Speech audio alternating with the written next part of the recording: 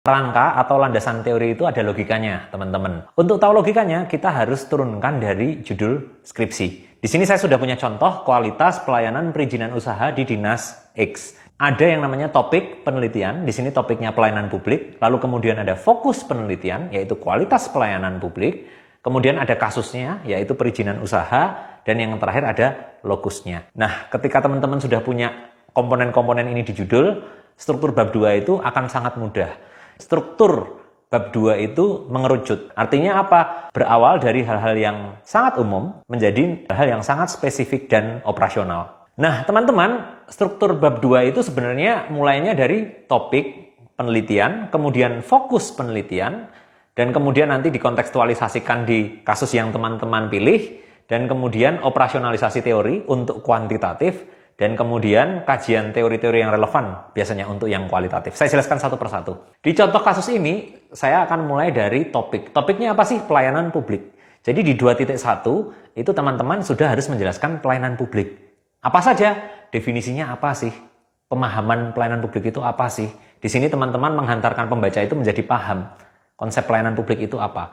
Lalu kemudian urgensinya apa sih untuk dibahas? Kemudian karakteristiknya apa sih? Apa sih yang membedakan pelayanan di sektor publik dengan sektor yang lain dan seterusnya. Yang kedua terkait dengan fokus penelitian. Kalau tadi topik itu lebih umum, kita ke hal yang lebih fokus. Di sini kualitas pelayanan publik. Nah, fokus teman-teman kualitas pelayanan publik ini sama.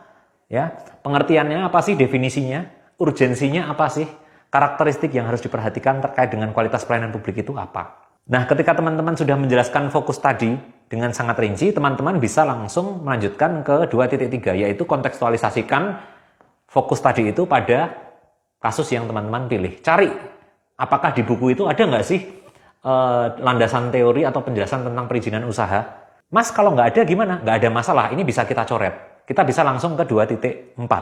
Artinya kita menggunakan teori yang lebih umum dibandingkan teori yang kita harapkan ada.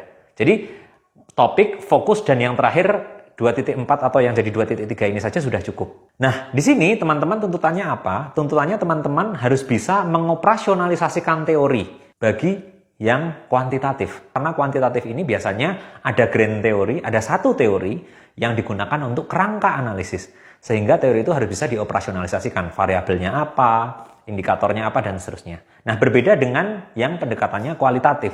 Di sini teman-teman cukup mengkaji teori-teori yang relevan dan berkembang. Karena sebenarnya yang diharapkan dari penelitian kualitatif itu adalah teman-teman ini bisa menjelaskan fenomena itu dan menemukan pola-pola baru bahkan yang tidak sama persis dengan apa yang ada di teori.